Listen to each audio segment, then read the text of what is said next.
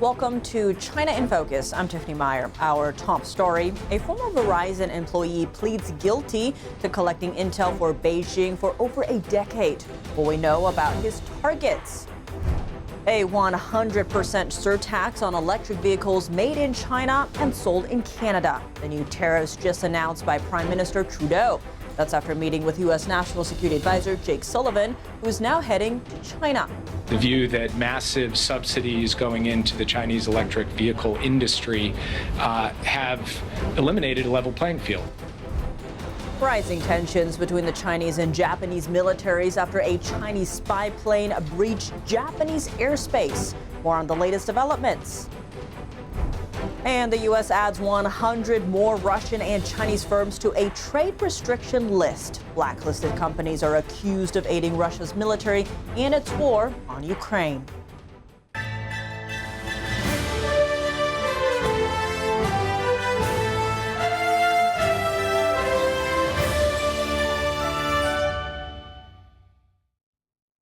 A former Verizon employee has pleaded guilty to collecting intelligence for the Chinese regime last Friday. Among his targets, Verizon, India's second-largest IT company, and practitioners of Falun Gong. The engineer is called Li Ping, a U.S. citizen originally from China. Court documents show he talked about hacking tactics with a Chinese intelligence officer. Li also provided him with cyber training materials from his current employer, Infosys. It's the second largest IT company in India. In 2015, Li gave the officer information on Verizon's China branch offices. Li's main assignment was to collect information on practitioners of Falun Gong, a spiritual meditation practice based on the principles of truth, compassion, and tolerance.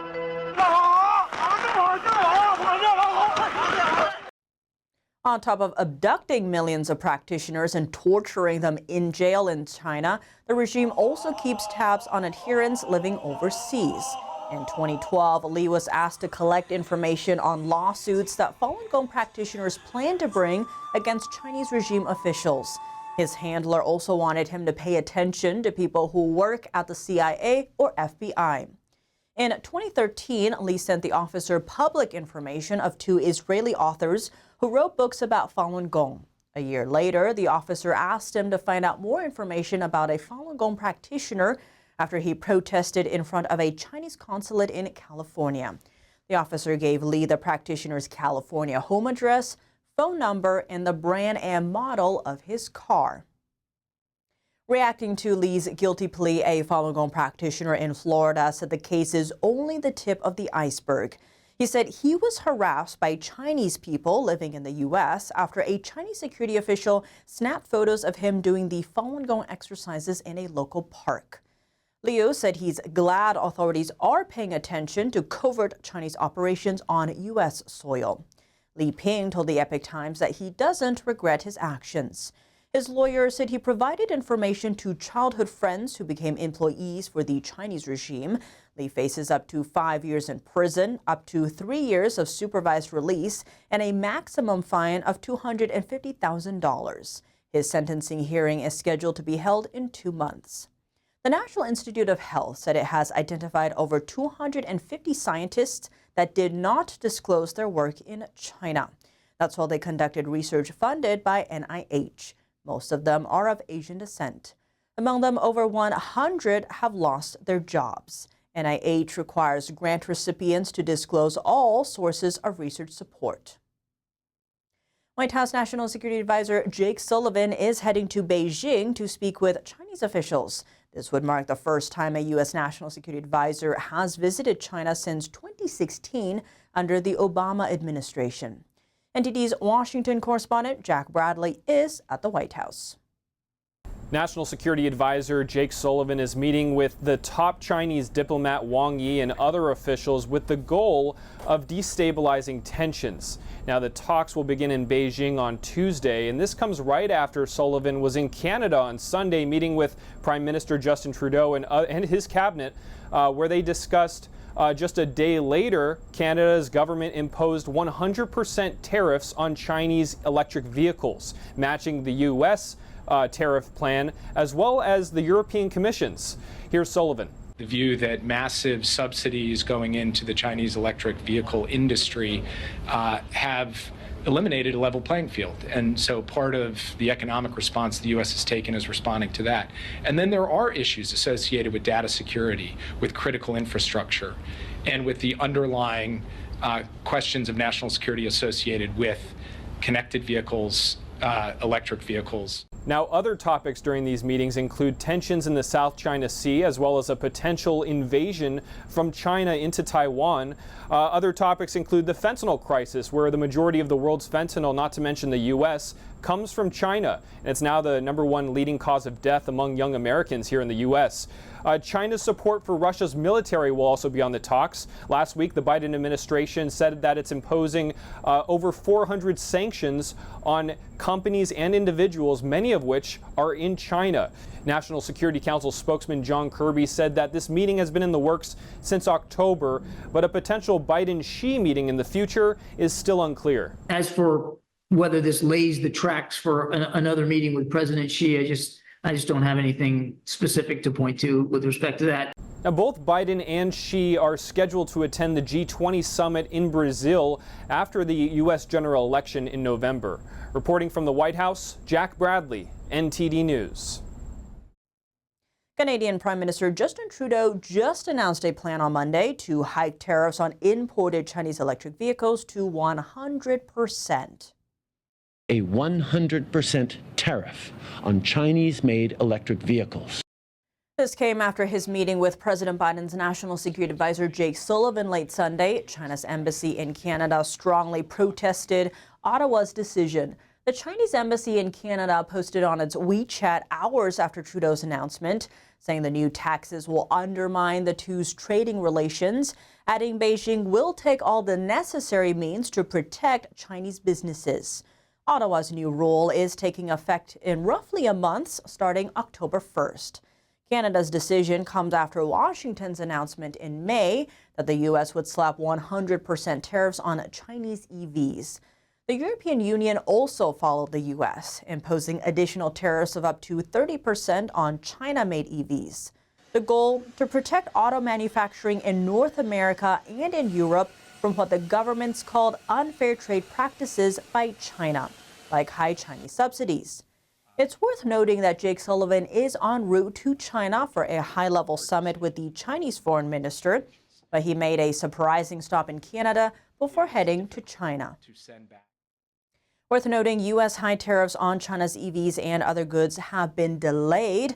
The White House now has 1 week to make the final announcement about the trade rules before the end of this month. The delay came after the White House studied over 1,000 comments from U.S. automakers, all of them requesting that the U.S. government reduce, delay, or even abandon the high tariffs. The European Union also recently announced a cut on tariffs for China-made EVs. In one instance, tariffs on China-made Tesla cars were cut from over 20% to only 9%. For the first time ever, a Chinese military aircraft breached Japanese airspace earlier on Monday. That's according to the Japanese government. Tokyo has launched a strong protest against Beijing through diplomatic channels. The Japanese Defense Ministry said it scrambled jets against a Chinese reconnaissance aircraft after it briefly breached its airspace this morning. Reconnaissance aircraft are used for monitoring military activities and collecting intelligence. The Chinese warplane reportedly entered Japanese airspace from the southwest. Tokyo said that an investigation into the airplane's motives is underway. It also confirmed that its vice foreign minister had summoned a senior Chinese diplomat to protest against the incursion and strongly demanded the prevention of future breaches. Next, we dive deeper into the escalating tensions in the Asia-Pacific region, plus the sweeping new tariffs announced by Canadian Prime Minister Justin Trudeau on Chinese-made electric vehicles. To help us break down the impact of these developments, we're joined by Jonathan Pelson, author of Wireless Wars. John Pelson, thank you so much for joining us. Great to have you back on the show. Good to be here again, Tiffany. Now, Japan is saying that a Chinese reconnaissance plane entered Japanese airspace for the first time. Now, this is unlike previous instances where it occurred in contested areas. This was Japanese territorial airspace. How concerned should we be about this? Well, it's definitely of concern. I will say, though, this is not the first time China's penetrated Japan's defenses. What they've been doing, though, is focusing on the cyberspace. This is just a step up now where they're doing it in a much more overt way. And to your point, this also follows other military tensions between China and the Philippines, as well as around Taiwan. Of course, this also comes on the backdrop of global conflicts that we're seeing in Europe and the Middle East. Given all of this, how do you view what's happening in Asia right now? Well, it's a classic move, though. China's provoking and seeing how far they can push things. It's really a bullying action that they're undertaking. So what they do to the Philippines, they'll dress up a Navy ship as a Coast Guard ship, and then bounce it off a couple Philippine fishing boats. Plausible deniability that they're not sending their military into these waters, but it's clear that's what they're doing. And what they're doing here, the problem is Japan is one of the Western worlds, the free worlds, more powerful and more significant militaries. They're certainly not involved in actions around the world, but we look to them as an important check on China's flexing of muscle in the region. So this is an escalation we should be paying attention to. Switch gears a little bit here. Canada seems to be taking a leaf out of President Biden's playbook. He is now pledging to hike tariffs on Chinese EVs to 100%. This is something President Biden has said as well. Given that, how effective do you see this being? Well, it's going to be effective for Elon Musk, because right now the only electric cars that Canada's importing from China are Teslas. So Elon Musk's factory is going to be blocked from selling, effectively blocked with 100% tariff, which is kind of ironic because that's the only American-based company that's importing or trying to import electric cars into Canada. But the idea, however, is a good one. These cars are super communicating vehicles. They track who's in the car. They can look at your face. They can see where you're going. They know so much about you. In fact, they can control the cars. They can make the cars work. They can make the cars not work. Any country should be worried about China and Chinese-controlled companies having the ability to turn your own private vehicles off and on if they wanted to hit that kill switch.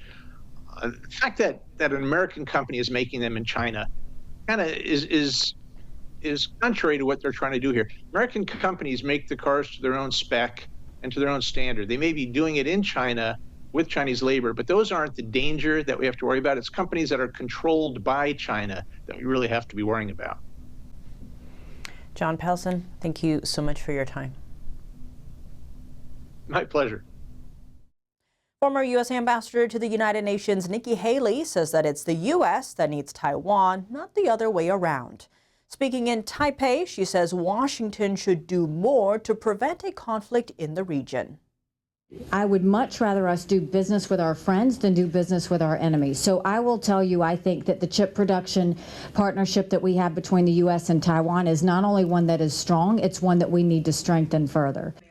Addressing the media in Taipei, she says that it's important for the U.S. and the world to not get distracted from the threats facing Taiwan.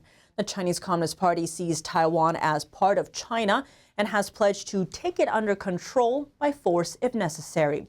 That's despite never having ruled the island. Washington doesn't have formal diplomatic relations with Taiwan, but is bound by law to sell weapons to the island so it can defend itself. The U.S. has added more than 100 Russian and Chinese firms to a trade restriction list. That's over their alleged support for Russia's military. About 40 Chinese companies were added to the list, along with 60 from Russia. Roughly 20 of the firms are based in other countries. Reasons for getting blacklisted include sending U.S. electronics to Russian military-related entities and producing drones for Russia to use in Ukraine. Many of the companies added to the list Friday were given a special designation. If overseas suppliers want to ship to a targeted firm, they would need to get a U.S. license, which is difficult to obtain. The U.S. said it targeted nearly 400 entities and individuals for aiding Russia's war effort. Chinese state media said the Chinese regime's Ministry of Commerce would take measures in response. It claimed the sanctions were wrong actions made under Russia-related excuses. Coming up, tensions in the South China Sea are reaching a new high. The U.S. and the Philippines accusing China of aggression against a Filipino vessel as the ship carried out humanitarian efforts. Taiwan ramps up military readiness with new anti-amphibious missile drills. How the exercises are designed to counter growing threats from China. And China's slowing economy is taking a toll on its skies. Several Western airlines are cutting flights to the country, while Beijing tries to get international aviation back on track. Airlines operating internationally often reflect diplomatic and political relationships. More on that after the break here on China in Focus. Welcome back to China in Focus. I'm Tiffany Meyer. Vessels from China's Coast Guard clashed with the Philippine vessels in the South China Sea on Sunday. Manila accused China of ramming its vessels and said China used water cannons against its ships. According to Manila, the vessels were transporting food, fuel, and medical supplies to Filipino fishermen. U.S. Ambassador to the Philippines, Mary Kay Carlson, condemned China, calling Beijing's actions, quote, unsafe, unlawful, and aggressive. China claims almost the entire South China Sea, including the disputed shoal, as its own. That's despite an international court ruling that Beijing's claim is invalid. Manila also called out China for firing flares at one of its aircraft earlier this month. Next, the U.S. is increasing its military presence in the South China Sea to deter China's aggression. The U.S. and Indonesia kicked off two-week annual joint drills on Monday. Besides simulations including land and air combat, the joint exercises will also include training on deterring cyber attacks. Indonesia experienced several of the digital attacks over the past few years, with the latest occurring just 2 months ago.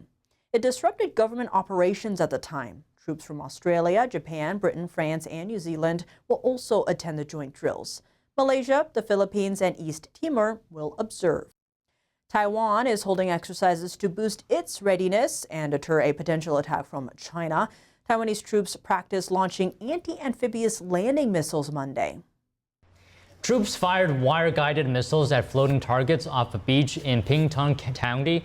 The area on Taiwan's southern tip faces both toward the Taiwan Strait and China and toward the Pacific Ocean. The missiles are among the most effective and popular anti-tank weapons in the world. They're also a key component in what some experts say is Taiwan's best strategy to resist a potential Chinese invasion. U.S. tech giants are pulling back from China, and the latest round has IBM joining the trend. The company is a leader in artificial intelligence and announced plans Monday to close its China research and development operation. The decision will impact over 1,000 jobs. NTD's Don Ma has more. The U.S. tech company has faced challenges growing in the Chinese market and has seen a dip in demand for its hardware. Now, according to reports, IBM's market share in China has fallen in recent years. This is due to a push to support more domestic brands. IBM reported that its revenue dropped nearly 20% last year. Also in the report, an IBM executive told employees that R&D functions will move to other overseas facilities. And here's a statement. A spokesperson said that these changes would not impact its ability to support clients in the Greater China region. China's sluggish economy prompting airlines to cut flights to the country. At the same time, Beijing is grappling with how to revive its international aviation market. Here's more. This summer, direct flights and passenger numbers between China and the U.S. are both down to only around 20%, compared to pre-pandemic levels in 2019. Steve Saxon is a McKinsey partner and head of China travel research. He said that Western airlines are cutting China flights due to better opportunities elsewhere. Delta Airlines is one of those carriers. The airline has postponed its Los Angeles-Shanghai route due to slower recovery and travel demand in the market. Starting in October, British Airways will suspend its London-Beijing service for at least a year. Virgin Atlantic will also send up its final Shanghai-London flight in October, ending a route that began 25 years ago. Taiwanese finance expert Edward Huang says he believes the supply-demand imbalance has pushed Western airlines to cut or even cancel flights to China. It's not just that travel to China has dropped significantly. The number of people traveling from China has also decreased sharply. This may be due to stricter visa checks for Chinese travelers and China's efforts to prevent capital outflow. Economist Davy J. Wong stated that Western airlines have superior service quality and technology. Their pulling out of China can be seen as an example of a trend he called bad money drives out good. Airlines operating internationally often reflect diplomatic and political relationships. When the Western airlines are pulling out of China and shifting to other markets, it indicates a widening gap between China and the West, both on the global stage and in diplomatic relations. Wang said that in the short term, this might boost China's aviation industry by increasing its market share. But in the long run, it could hurt China's economic growth and future diplomatic and political strategies. Data from Flightmaster showed in the first half of this year, domestic Chinese airlines held 72% market share for direct flights to Europe. This is up from 53% before the pandemic. Wang pointed out that most Chinese airlines are state-owned. He suggested that the expansion of international routes by the Chinese airlines is driven by the regime's determination to reshape the global economic pecking order. In the first half of this year, the combined losses of China's 4 major state-owned airlines exceeded $980 million. That's all for today's China in Focus. I'm Tiffany Meyer. If you have any feedback on the show or have something you'd like to see us cover, send us an email at chinainfocusntd.com. We'd love to hear from you. For round-the-clock original news coverage, visit us at ntd.com or download our NTD app. Coming up on NTD, stay tuned for America's Hope with Kelly Wright. Kelly talks to author Michael Medved and director Tim Mahoney about their upcoming film, The American Miracle. They discuss how divine providence played a powerful role in the founding of the United States of America. That's tonight at 10 p.m. after China in Focus. Thanks for watching. See you tomorrow.